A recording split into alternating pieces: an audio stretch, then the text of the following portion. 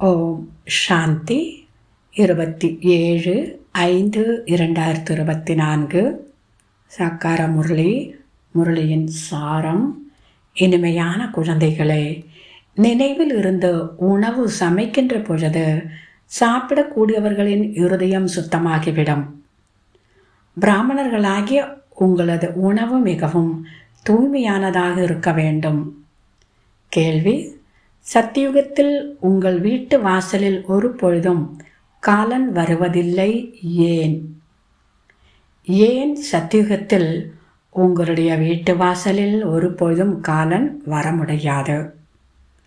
அதற்கு சரியான பதில்: ஏனெனில் சங்கமத்தில் குழந்தைகளாகிய நீங்கள் தந்தையின் மூலமாக உயிருடன் இருந்து இறப்பதற்காக கற்றுக்கொண்டீர்கள்.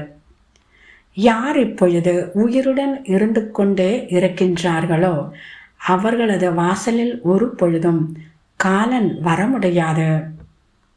இறக்க கற்றுக்கொள்வதற்காக நீங்கள் இங்கு வருகின்றீர்கள். சத்தியுகம் அமரலோகமாகும். அங்கு காலன் யாரையும் சாப்பிடுவது கிடையாது. ராவண ராஜ்யம் மரண உலகமாக இருக்கின்றது.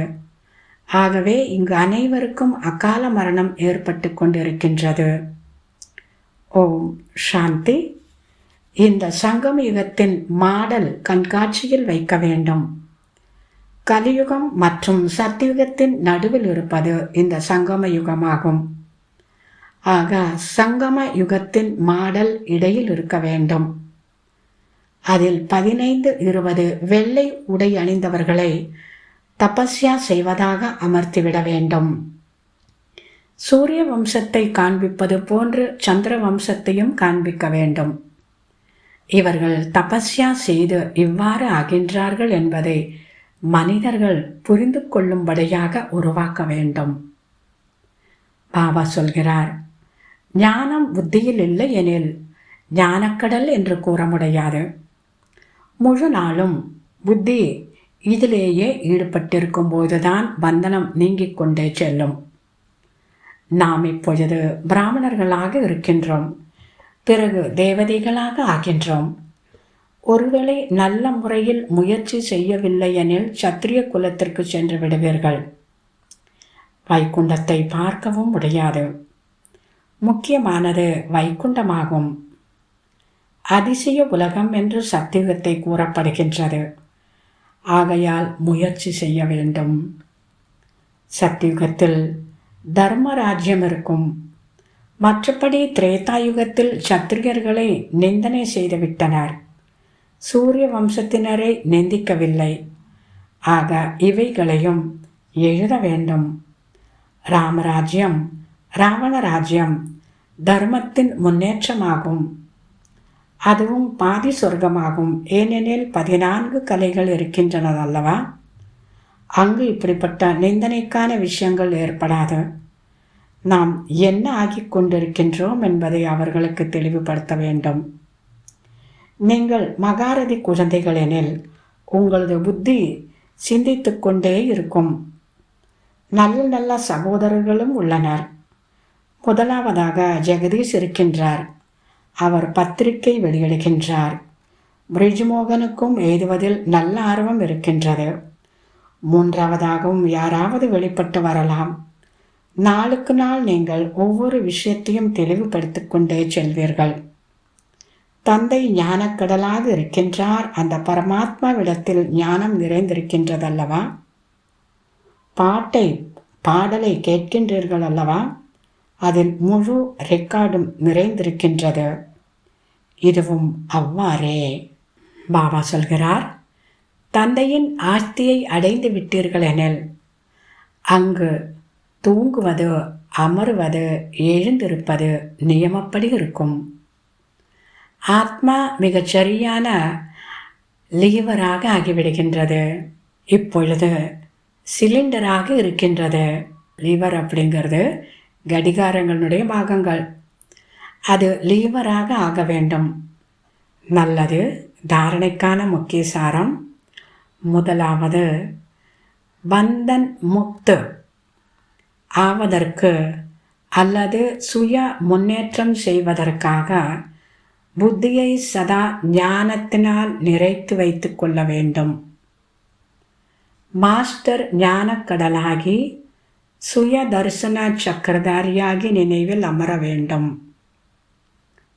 2வது, தூக்கத்தை வென்றவர்களாக ஆகி நினைவு மற்றும் சேவையின் பலத்தை சேமிக்க வேண்டும். வருமானம் செய்வதில் ஒரு பொழுதும் சோம்பல் ஏற்படக்கூடாது. தூங்கி வழியக்கூடாது. வரதானம்: உலகில் தெய்வீகமான குடும்பத்திற்கு அன்பின் விதைகளை விதைக்கும் உலக சேவாதாரி ஆகுக. இந்த பூமியில், உலகத்தில் ஒரு தெய்வீகமான குடும்பத்திற்கு அன்பின் விதைகளை விதைக்கக்கூடிய விஸ்வ கல்யாணக்காரி ஆகுக. விஸ்வ சேவாதாரியாக ஆகுக. அழகான இந்த வரதானத்தினுடைய விளக்கம். தாங்கள் உலகத்தின் சேவாதாரி குழந்தைகள். உலகில் தெய்வீகமான ஆன்மீகமான குடும்பத்திற்கு அன்பு என்ற விதையை விதைக்கின்றீர்கள். உண்மையான ஆத்மார்த்தமான அன்பின் மூலமாகத்தான் அப்படிப்பட்ட அந்த தெய்வீகமான உலகத்தை நம்மால் உருவாக்க முடியும். நாஸ்திகர்களாக இருப்பினும் ஆஸ்திகர்களாக இருப்பினும் அனைவருக்கும் அலௌகிக்கமான அல்லது தெய்வீகமான அன்பை பலனை எதிர்பாராத அன்பாக அனுபவம் செய்ய வைப்பதுதான் விதையை விதைப்பதாகும். ஞானி இருந்தாலும் சரி, அஞ்ஞானி இருந்தாலும் சரி, அவங்க உங்களிடத்திலிருந்து அந்த ஆத்மார்த்தமான பலனை எதிர்பாராத தெய்வீகமான ஒரு அன்பை அவங்க எடுத்துக்கணும். அப்படிப்பட்ட ஒரு அனுபவம் செய்ய வைப்பதுதான் விதை விதைப்பதாகும். இந்த விதை தானாகவே சகஜ யோகியாக மாறுவதற்கான மரத்தை உருவாக்குகின்றது. யாருக்கு நீங்கள் இப்படிப்பட்ட ஒரு அன்பை காட்டுறீங்களோ, விதைச்சிங்களோ, அந்த விதை தானாகவே சகஜ யோகி மிகப்பெரிய மரமாக அது உருவாகுது. தானாகவே அந்த ஆத்மாக்கள் உங்ககிட்ட இருந்து ஆத்மார்த்தமான அன்பை எடுத்துக்கொண்டவர்கள் சகஜ யோகியாக ஆகிவிடுவார்கள். மற்றும் சரியான நேரத்திற்கு சகஜமான யோகி ஆவதற்கான பலனையும் தென்பட வைக்கிறது. சில பழங்கள் மிக விரைவில் சரியான சமயத்தில் பழுக்கும்.